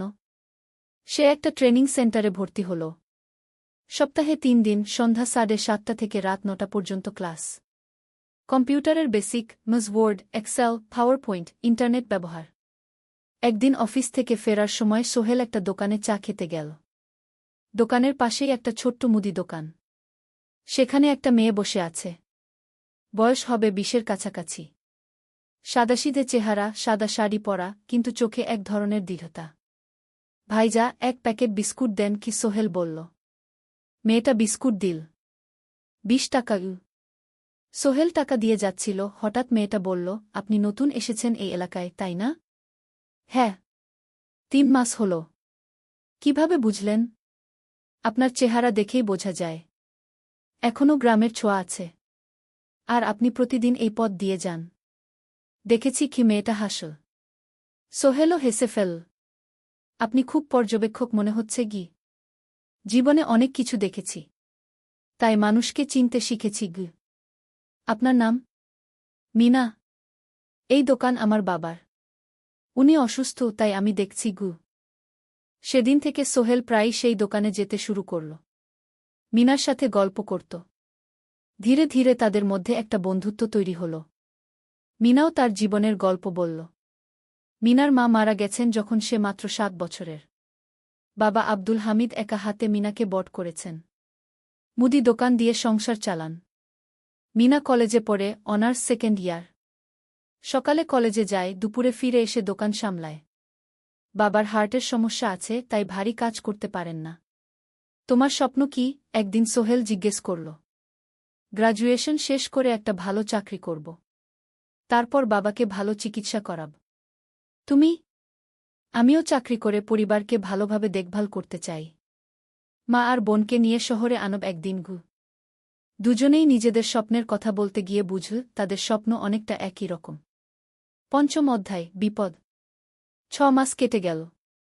সোহেল এখন আলী সাহেবের খুব প্রিয় কর্মচারী। সে শুধু চা বিস্কুট দেওয়ার কাজই করে না, এখন কম্পিউটারেও কিছু কাজ শিখেছে। ছোটখাটো টাইপিং, ডেটা এন্ট্রি এসব করতে পারে। আলী সাহেব খুশি হয়ে তার বেতন বাড়িয়ে 8,000 টাকা করে দিয়েছেন। একদিন রাতে সোহেল অফিস থেকে ফিরছিল। সেদিন একটু দেরি হয়ে গেছে। রাত প্রায় 9টা। সাধারণত সোহেল সন্ধ্যা 7:30টায় ফিরে। কিন্তু সেদিন অফিসে একটা জরুরি কাজ ছিল। বাস থেকে নেমে সোহেল বাড়ির দিকে হাঁটছিল। হঠাৎ একটা অন্ধকার গলিতে 3 জন লোক তাকে ঘিরে ধরল। তাদের চেহারা দেখেই বোঝা যাচ্ছিল ভালো উদ্দেশ্য নিয়ে আসেনি। টাকা দে তাড়াতাড়ি, একজন বলল। তার হাতে একটা ছুরি। সোহেল ভয় পেয়ে গেল। ভাই, আমার কাছে খুব কম টাকা আছে গি। যা আছে দে। তাড়াতাড়ি করো। সোহেল কাঁপতে কাঁপতে তার পকেট থেকে 5 টাকা বের করে দিল। এই টাকা দিয়ে সে বাজার করবে ভেবেছিল। কিন্তু ছিনতাইকারীরা সন্তুষ্ট হল না। শুধু 5 টাকা? তোর ব্যাগে কি আছে? তারা সোহেলের ব্যাগ কেড়ে নিল। ব্যাগে ছিল তার মোবাইল, কম্পিউটার ট্রেনিং সেন্টারের সার্টিফিকেট আর কিছু গুরুত্বপূর্ণ কাগজপত্র। না ভাই, ব্যাগটা ফেরত দেন। ওতে আমার জরুরি জিনিস আছে। মোবাইল নিয়ে নেন, কিন্তু ব্যাগটা দেন গু।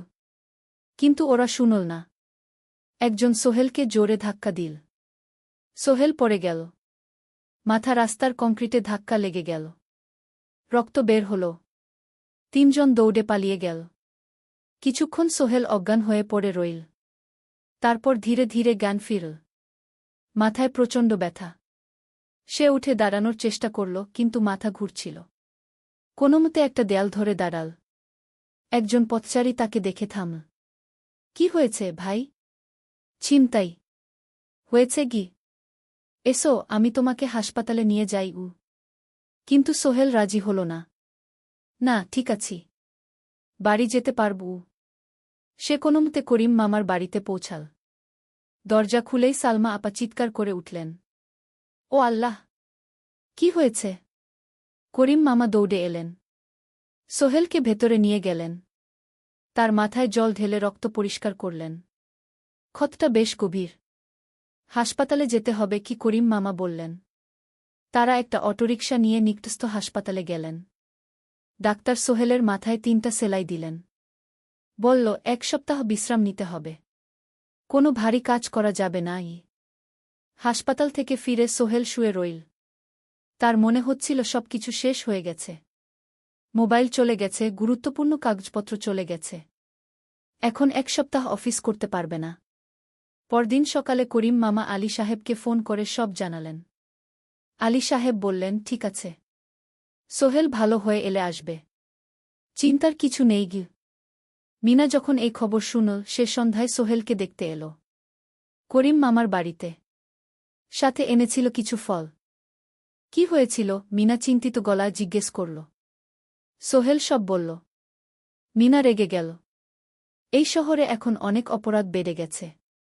পুলিশ কিছু করে না। তুমি পুলিশে রিপোর্ট করেছ? না। লাভ নেই। তবুও করা উচিত। তোমার মোবাইলটা হয়তো খুঁজে পাওয়া যাবে গি। করিম মামা সোহেলকে নিয়ে পুলিশ স্টেশনে গেলেন। জেনারেল ডায়েরি করলেন। কিন্তু পুলিশ খুব একটা আশা দিল না। দেখি কিছু করা যায় কিনা গু। সোহেল বুঝল মোবাইল আর ফিরবে না। সেই 1 সপ্তাহ সোহেলের জীবনের সবচেয়ে কঠিন সময় ছিল। সে শুধু শারীরিকভাবেই ক্ষতিগ্রস্ত হয়নি, মানসিকভাবেও ভেঙে পড়েছিল। প্রতিরাতে দুঃস্বপ্ন দেখত। সেই 3 জন ছিনতাইকারীর মুখ ভুলতে পারছিল না। মিনা প্রায় প্রতিদিন আসত। তাকে সাহস দিত। তুমি হাল ছেড়ো না সোহেল। জীবনে এরকম খারাপ সময় আসে। কিন্তু এটা কাটিয়ে ওঠাই হলো আসল বীরত্ব। সোহেলের মা গ্রাম থেকে ফোন করতেন। করিম মামার মোবাইল থেকে। তুই ভালো আছিস তো? সোহেল মাকে সব সত্যি বলেনি। শুধু বলেছে, হ্যাঁ মা, ভালো আছি। একটু জ্বর হয়েছিল। এখন ভালো। 1 সপ্তাহ পর সোহেল আবার অফিসে গেল। আলী সাহেব তাকে দেখে খুশি হলেন। কেমন আছো? ভালো আছি স্যার। ঠিক আছে। তবে প্রথম কয়েকদিন হালকা কাজ করবে গু। সোহেল আবার কাজে মন দিল। কিন্তু একটা জিনিস তাকে খুব কষ্ট দিচ্ছিল, তার মোবাইল নেই। মায়ের সাথে কথা বলতে পারছে না নিয়মিত। করিম মামার মোবাইল চাইতে সংকোচ লাগে। একদিন জাহিদ ভাই তাকে ডাকলেন। সোহেল, আমার একটা পুরনো মোবাইল আছে। তুমি ব্যবহার করো? না ভাই, আমি নাও। আমার কাজে লাগছে না। তুমি রাখো গু। সোহেল কৃতজ্ঞতায় প্রায় কেঁদে ফেল। ধন্যবাদ ভাই। মোবাইল পেয়ে সোহেল প্রথমেই মাকে ফোন করল। মা খুব খুশি হলেন। এতদিন ফোন করিসনি কেন? মা, মোবাইলটা নষ্ট হয়ে গিয়েছিল। নতুন নিয়েছি। মায়ের গলায় স্বস্তি ফুটে উঠল। 6ষ্ঠ অধ্যায়, নতুন সুযোগ। আরও 3 মাস কেটে গেল। সোহেল পুরোপুরি সুস্থ হয়ে গেছে। তার জীবন আবার স্বাভাবিক হয়ে এসেছে। সে এখন কম্পিউটার ট্রেনিং শেষ করেছে। সার্টিফিকেট পেয়েছে। কিন্তু একটা ঘটনা তার জীবনে বড় পরিবর্তন নিয়ে এলো। একদিন সকালে আলী সাহেব তাকে ডাকলেন। সোহেল, বসো। সোহেল বসল। মনে একটু ভয় লাগছিল। আলী সাহেব কি তাকে বকবেন? সোহেল, তুমি তো এখন কম্পিউটার চালাতে পারো? জি স্যার, একটু একটু শিখেছি। ভালো। আমি তোমার কাজ দেখছি। তুমি খুব পরিশ্রমী আর সৎ। আমাদের কোম্পানিতে এরকম মানুষের দরকার গু। সোহেল কিছু বুঝতে পারছিল না। আমি তোমাকে একটা সুযোগ দিতে চাই। আমাদের কোম্পানি একটা ট্রেনিং প্রোগ্রাম চালু করছে নতুন কর্মচারীদের জন্য। 6 মাসের কোর্স।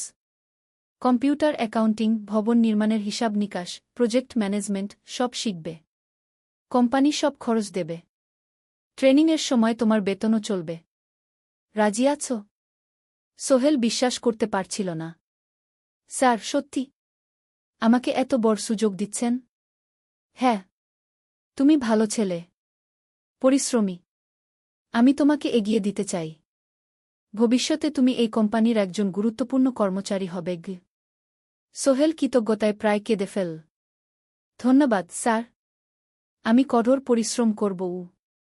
আমি জানি। সেদিন সন্ধ্যায় সোহেল মিনার দোকানে গেল। মিনাকে খবরটা দিল। মিনা খুব খুশি হল। তার চোখে জল এসে গেল। তুমি পারবে সোহেল। আমি জানি। সোহেল তার মা আর বোনকেও ফোন করে খবরটা দিল। মা কাঁদতে লাগলেন। তোর বাবা বেঁচে থাকলে কত খুশি হতো। ট্রেনিং শুরু হলো পরের মাস থেকে। প্রতিদিন সকালে ৩ ঘণ্টা ক্লাস, তারপর বাকি সময় অফিসের কাজ। ক্লাসে ৫ জন নতুন কর্মচারী। সবাই তরুণ, উৎসাহী। শিক্ষক ছিলেন একজন অভিজ্ঞ ইঞ্জিনিয়ার। নাম রহিম স্যার। তিনি খুব ভালোভাবে সব কিছু বুঝাতেন। কম্পিউটার অ্যাকাউন্টিং, এক্সেলে জটিল ক্যালকুলেশন, প্রজেক্টের বাজেট তৈরি, সময় ব্যবস্থাপনা, সব। সোহেল পুরো মনোযোগ দিয়ে শিখতে লাগল। সন্ধ্যায় বাড়ি ফিরে প্র্যাকটিস করত। করিম মামার ছেলের কাছ থেকে একটা ল্যাপটপ ধার নিত কখনো কখনো। ৬ মাস পরে ট্রেনিং শেষ হল। সবাই সার্টিফিকেট পেল। আলী সাহেব একটা অনুষ্ঠান করলেন। সোহেল সেরা পারফর্মার হিসেবে একটা বিশেষ পুরস্কার পেল, ৫,০০০ টাকা বোনাস। আলী সাহেব ঘোষণা করলেন, সোহেল, আজ থেকে তুমি আমাদের জুনিয়র অ্যাকাউন্ট অ্যাসিস্ট্যান্ট। তোমার বেতন ১৫,০০০ টাকা গু। সোহেল অবাক হয়ে গেল। ৮,০০০ থেকে ১৫,০০০, প্রায় দ্বিগুণ। সেদিন রাতে সোহেল ঘুমাতেই পারল না। খুশিতে, উত্তেজনায় তার চোখে ঘুম নেই। সে ভাবল তার জীবন কিভাবে বদলে যাচ্ছে। ২ বছর আগে যে রিকশা চালাত, আজ সে একটা নামকরা কোম্পানির অ্যাকাউন্ট অ্যাসিস্ট্যান্ট। ৭ম অধ্যায়, প্রেম ও প্রস্তাব। ১.৫ বছর হয়ে গেল সোহেলের চট্টগ্রাম আসার। সে এখন একজন সফল যুবক। তার মা গ্রামে খুব খুশি। প্রতি মাসে সোহেল ১০,০০০ টাকা পাঠায়। ছোট বোন ঋতু এখন কলেজে ভর্তি হয়েছে সোহেলের পাঠানো টাকায়। মায়ের চিকিৎসাও ভালোভাবে হচ্ছে। মিনার সাথে সোহেলের সম্পর্ক এখন আর শুধু বন্ধুত্ব নয়। দুজন দুজনকে ভালোবাসে। কিন্তু কেউ কাউকে সরাসরি বলার সাহস পায়নি। প্রতিদিন দেখা হয়, গল্প হয়, কিন্তু সেই একটা কথা বলা হয়ে ওঠে না। একদিন শুক্রবার ছুটির দিন। সোহেল মিনাকে বলল, আজ কি একটু ঘুরতে যাবে? কোথায়? পতেঙ্গা বিচ। তুমি কি কখনো গেছ? না। কিন্তু আমার দোকান গ। শুক্রবার। তোমার বাবা সামলাবে গ। মিনা রাজি হয়ে গেল। দুপুরে দুজনে বাস নিয়ে পতেঙ্গা গেল। সমুদ্র দেখে মিনা অবাক হয়ে গেল। কি সুন্দর! দুজনে বালিতে বসল। ঢেউয়ের শব্দ শুনতে শুনতে গল্প করছিল। হঠাৎ সোহেল বলল, মিনা, তোমার সাথে কিছু বলার ছিল। বলো। সোহেল একটা লম্বা শ্বাস নিল। তুমি জানো, আমি তোমাকে ভালোবাসি। মিনা হাসল। তার চোখ ভিজে গেল। জানি। আমিও তোমাকে ভালোবাসি, সোহেল গু। সোহেল অবাক হয়ে গেল। সত্যি? হ্যাঁ। অনেকদিন ধরেই জানি। তুমি আমার জীবনে এসে সব কিছু বদলে দিয়েছ। তোমার সাথে থাকলে আমার মনে হয় আমি যে কোনো কিছু করতে পারব গু। দুজনে কিছুক্ষণ চুপ করে বসে রইল। সমুদ্রের ঢেউ এসে পায়ে লাগছিল। সূর্য পশ্চিমে ঢলে পড়ছে। আকাশ লালকুমলা হয়ে গেছে। কিন্তু আমার বাবার সাথে কথা বলতে হবে, কি মিনা বলল। আমি তৈরি। যখন বলবে তখন বলবো। পরের সপ্তাহে সোহেল মিনার বাবার সাথে কথা বলল। আব্দুল হামিদ সাহেব প্রথমে একটু দ্বিধা করলেন। তুমি কোনো পরিবারের ছেলে? তোমার বাবা কি করতেন? সোহেল সব সত্যি বলল। তার বাবা ছিলেন স্কুল শিক্ষক। মারা গেছেন ১০ বছর আগে। মা গ্রামে থাকেন। ছোট বোন কলেজে পড়ে। তুমি নিজে কি করো? আমি আলামিন কনস্ট্রাকশন কোম্পানিতে জুনিয়র অ্যাকাউন্ট অ্যাসিস্ট্যান্ট। মাসে ১৫,০০০ টাকা বেতন। আব্দুল হামিদ সাহেব ভাবলেন। তারপর বললেন, দেখো, মিনা আমার একমাত্র সন্তান। তার মা নেই। আমি একা তাকে বড় করেছি। আমি চাই মিনা একজন ভালো ছেলের সাথে বিয়ে হোক। তুমি দেখতে ভালো ছেলে মনে হচ্ছে। কিন্তু আমাকে তোমার মায়ের সাথে দেখা করতে হবে। তোমার পরিবারকে জানতে হবে। জি আঙ্কেল। আমি ব্যবস্থা করছি। সোহেল খুশিতে আটখানা। সে সেদিন রাতেই তার মাকে ফোন করল। মাকে সব বলল। মা প্রথমে অবাক হলেন। তারপর খুশি হলেন। মিনা মেয়েটা কেমন? খুব ভালো, মা। তুমি দেখলে পছন্দ করবে। ঠিক আছে। আমি আর ঋতু আসছি চট্টগ্রাম। ২ সপ্তাহ পর সোহেলের মা আর বোন চট্টগ্রাম এলো।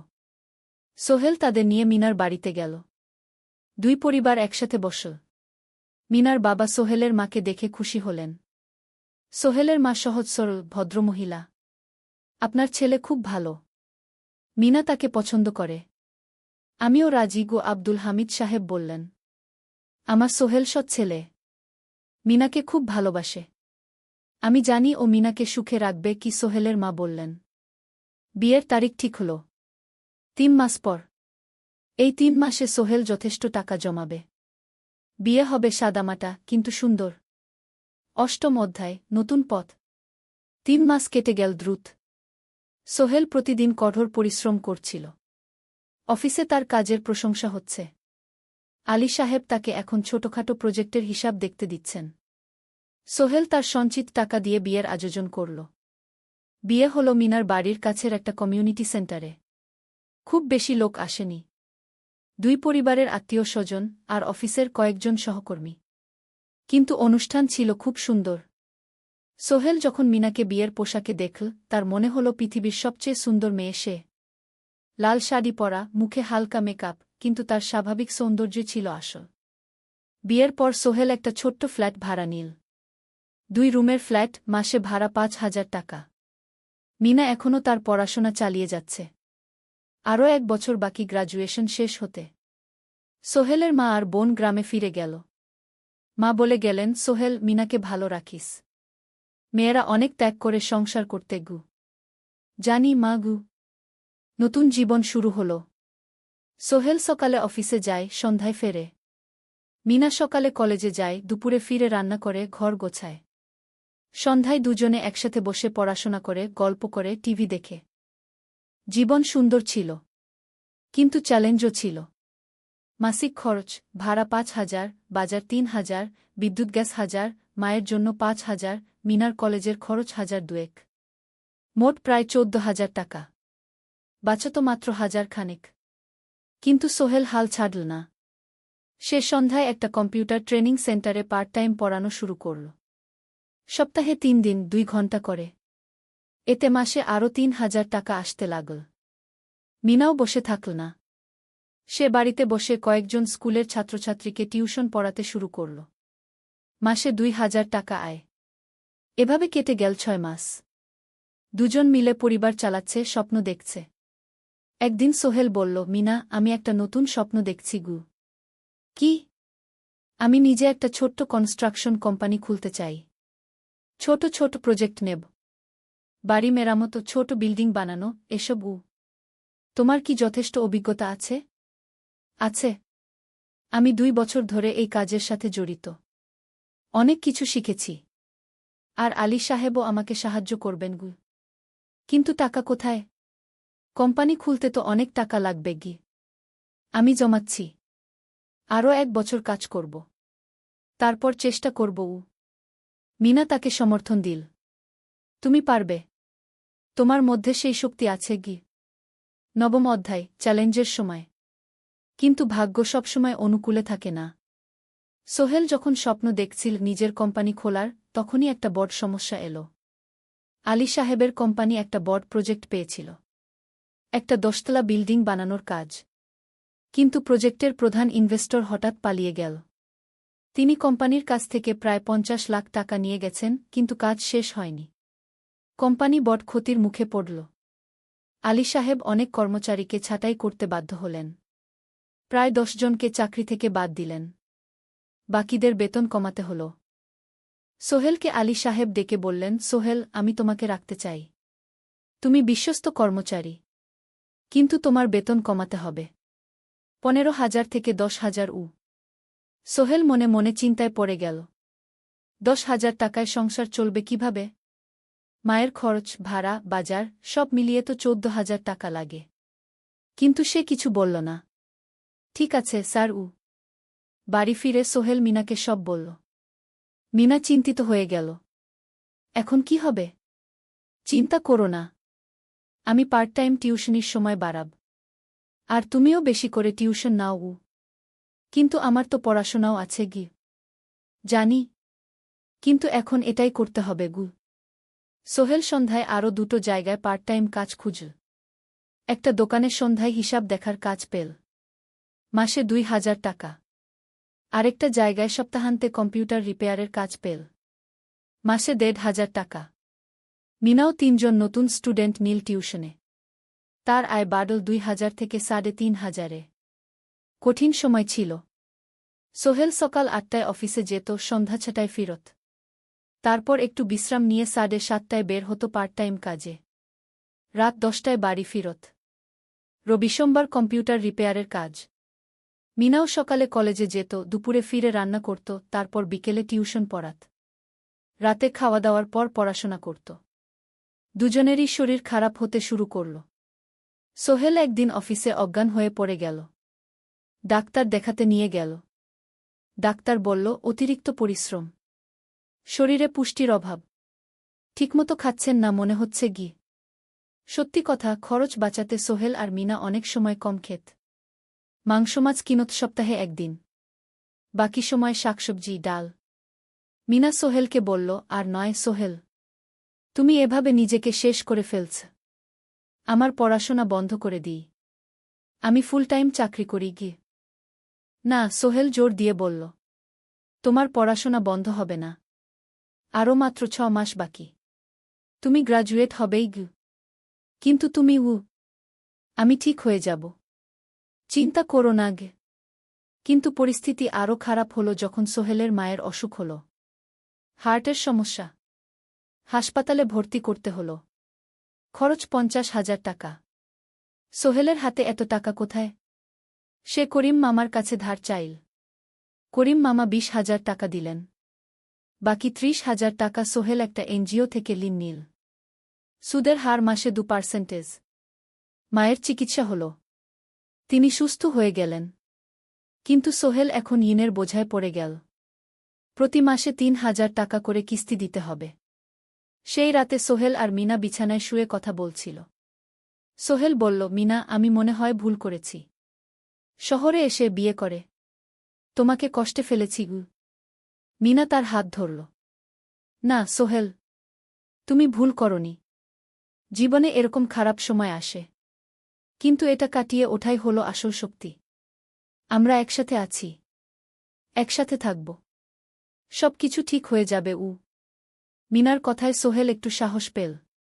হ্যাঁ, হাল ছাড়া যাবে না। ১০ম অধ্যায়, আলোর দিকে। ৩ মাস পরে পরিস্থিতি একটু ভালো হতে শুরু করল। আলী সাহেবের কোম্পানি একটা নতুন প্রজেক্ট পেল, একটা স্কুল বিল্ডিং বানানোর কাজ। কোম্পানি আবার স্থিতিশীল হতে শুরু করল। আলী সাহেব সোহেলকে ডেকে বললেন, সোহেল, আমি তোমার কঠোর পরিশ্রম দেখেছি। খারাপ সময়েও তুমি কোম্পানি ছেড়ে যাওনি। আমি কৃতজ্ঞ। আজ থেকে তোমার বেতন আবার ১৫,০০০ টাকা গু। সোহেল খুশি হয়ে গেল। ধন্যবাদ স্যার। মিনাও গ্রাজুয়েশন শেষ করল, ভালো ফলাফল করল। সে এখন চাকরি খুঁজছে। একদিন মিনা একটা প্রাইভেট স্কুলে শিক্ষিকার ইন্টারভিউ দিতে গেল। ইন্টারভিউ ভালো হল, তাকে নিযোগ দেওয়া হল। বেতন ১২,০০০ টাকা। সেদিন সন্ধ্যায় দুজনে মিলে একটা ছোট্ট পার্টি করল। একটা বিরিয়ানি কিন, কোমল পানীয় কিন। দুজনে মিলে খেল। আমরা পেরেছি সোহেল, মিনা বলল। হ্যাঁ, আমরা পেরেছি গু। এখন দুজনের মিলিয়ে আয় ২৭,০০০ টাকা। খরচ চালানোর পর প্রায় ১০,০০০ টাকা বাঁচে। সোহেল এই টাকা দিয়ে লেন শোধ করতে শুরু করল। পার্ট টাইম কাজগুলো ছেড়ে দিল। শরীরের যত্ন নেওয়া শুরু করল। আরও ৬ মাস পরে সোহেলের কাছে একটা বড় সুযোগ এল। আলী সাহেব একদিন তাকে ডাকলেন। সোহেল, তুমি কি নিজের ব্যবসা করতে চাও? স্যার, আমি তোমাকে একটা ছোট্ট প্রজেক্ট দিতে চাই। একটা ৩ তলা বিল্ডিংয়ের কনস্ট্রাকশন। তুমি ম্যানেজ করবে, আমি শুধু সুপারভাইজ করব। লাভের ৫০% তোমার গু। সোহেল ভাবল, এটা একটা বড় সুযোগ, কিন্তু ঝুঁকিও আছে। যদি কাজটা ভালোভাবে না হয়? স্যার, আমি চেষ্টা করব, কিন্তু যদি ভুল হয়? ভুল হবে না, আমি তোমার উপর বিশ্বাস রাখছি, তুমি পারবে গু। সোহেল রাজি হয়ে গেল। এই প্রজেক্ট তার জীবনে টার্নিং পয়েন্ট হতে পারে। ১১ অধ্যায়, স্বপ্ন পূরণের পথে। পরের ৬ মাস সোহেল খুব কঠোর পরিশ্রম করল। প্রজেক্টটা ম্যানেজ করা সহজ ছিল না। শ্রমিক নিযোগ, ম্যাটেরিয়াল কেনা, কাজের তদারকি, সময়মতো কাজ শেষ করা, সব দায়িত্ব তার। প্রথম ২ মাস খুব চাপের মধ্যে গেল। একদিন একজন শ্রমিক কাজ করতে গিয়ে আহত হল। সোহেল তাকে হাসপাতালে নিয়ে গেল, তার চিকিৎসার খরচ দিল। এতে প্রজেক্টের বাজেট একটু বাড়ল, কিন্তু সোহেল জানত এটা করা দরকার। আরেকদিন ভুল ম্যাটেরিয়াল ডেলিভারি হল। সোহেল সেগুলো ফেরত পাঠাল, সঠিক জিনিস আনাল। এতে 3 দিন দেরি হল, কিন্তু কাজের মান ঠিক রইল। মিনা তাকে সবসময় সাপোর্ট করছিল। সে এখন চাকরিতে স্থিতিশীল। স্কুলের বাচ্চারা তাকে পছন্দ করে। প্রিন্সিপাল তার কাজে খুশি। প্রজেক্ট শেষ হল 6 মাসে। সময়মতো, বাজেটের মধ্যে। বিল্ডিংয়ের মালিক খুব খুশি হলেন। তিনি আলী সাহেবকে ধন্যবাদ দিলেন। আলী সাহেব বললেন, ধন্যবাদ আমাকে না, এই ছেলেকে দিন। সোহেল পুরো প্রজেক্ট ম্যানেজ করেছে। প্রজেক্ট থেকে মোট লাভ হল 3 লাখ টাকা। সোহেল পেল 1.5 লাখ টাকা। তার জীবনে এত টাকা এই প্রথম। সে করিম মামার ঋণ শোধ করল। এনজিওর বাকি ঋণ শোধ করল। তারপর তার মাকে 50,000 টাকা পাঠাল। মা দিয়ে গ্রামের বাড়িটা একটু মেরামত করাল, বোন ঋতুর জন্য একটা ল্যাপটপ কিনল। বাকি টাকা দিয়ে সোহেল একটা ব্যাংক অ্যাকাউন্টে জমা রাখল ভবিষ্যতের জন্য। আলী সাহেব সোহেলকে আরও 2টো প্রজেক্ট দিলেন। এবার একটু বড়। সোহেল আত্মবিশ্বাসের সাথে সেগুলোও শেষ করল।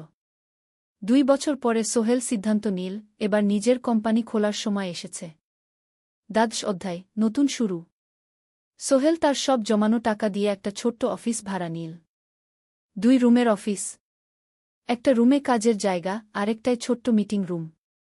অফিসের সামনে একটা বোর্ড লাগাল, Sohel construction and development. Mina তাকে সাহায্য করছিল। সে অফিসের অ্যাকাউন্টস দেখত সন্ধ্যায় স্কুল থেকে ফিরে। দুজন মিলে একটা টিম। প্রথমে ছোট ছোট কাজ নিল। বাড়ি মেরামত, দোকান সংস্কার, ছোট বিল্ডিং কনস্ট্রাকশন। কাজের মান ভালো রাখার চেষ্টা করল। সময়মতো শেষ করল। দাম ন্যায্য রাখল। ধীরে ধীরে সোহেলের সুনাম ছড়িয়ে পড়ল। মানুষ তাকে বিশ্বাস করত। তার কাছে নতুন নতুন কাজ আসতে লাগল। প্রথম বছর খুব কষ্ট হল। কখনো লাভ হতো, কখনো লস। কিন্তু সোহেল থেমে থাকল না। সে শিখতে লাগল ব্যবসা কিভাবে চালাতে হয়। দ্বিতীয় বছরে পরিস্থিতি ভালো হল। সোহেল এখন 3 জন স্থায়ী কর্মচারী নিয়োগ দিল। একজন ইঞ্জিনিয়ার, একজন সুপারভাইজার, একজন অফিস সহায়ক।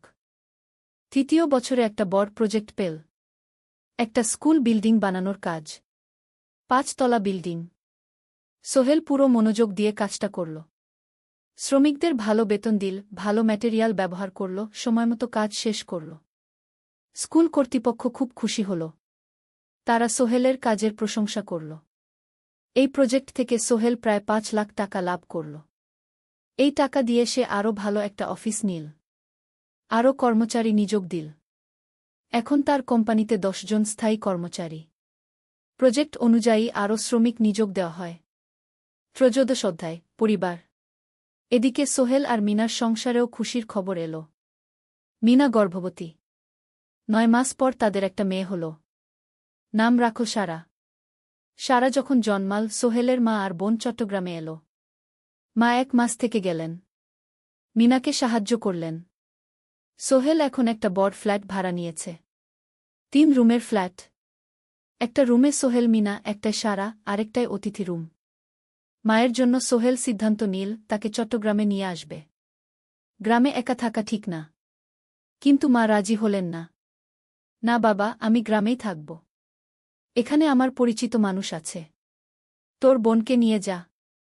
ও ঢাকায় পড়ছে, চট্টগ্রামে এনে ভালো কোথাও ভর্তি করিয়ে দেগি। সোহেল তাই করল। ঋতুকে চট্টগ্রাম বিশ্ববিদ্যালয়ে ভর্তি করিয়ে দিল। ঋতু এখন সোহেলের ফ্ল্যাটে থাকে, বিশ্ববিদ্যালয়ে পড়ে। সোহেলের মনে হল তার জীবন এখন পরিপূর্ণ। স্ত্রী, মেয়ে, বোন, সবাই তার কাছে। ব্যবসা ভালো চলছে। মা গ্রামে সুখে আছেন। চতুর্দশ অধ্যায়, সফলতার শিখরে। 5 বছর কেটে গেল। সোহেল এখন একজন সফল উদ্যোক্তা। তার কোম্পানি কি সোহেল কনস্ট্রাকশন অ্যান্ড ডেভেলপমেন্ট এখন চট্টগ্রামে বেশ পরিচিত। প্রায় 30 জন কর্মচারী তার অধীনে কাজ করে। সোহেল এখন শুধু ছোট প্রজেক্ট করে না, বড় বড় প্রজেক্টও করে। একটা 8 তলা বিজনেস কমপ্লেক্স বানানোর কাজ পেয়েছে। একটা হাসপাতাল বিল্ডিং বানাচ্ছে। মিনা এখনও স্কুলে পড়ায়। সে এখন ভাইস প্রিন্সিপাল। সাথে সোহেলের কোম্পানির অ্যাকাউন্টস ম্যানেজার। 2 জন মিলে ব্যবসা চালা। সারা এখন 4 বছরের। স্কুলে ভর্তি হয়েছে। খুব চালাক মেয়ে। ঋতু বিশ্ববিদ্যালয় থেকে গ্রাজুয়েট হয়ে একটা ব্যাংকে চাকরি পেয়েছে। একদিন আলী সাহেব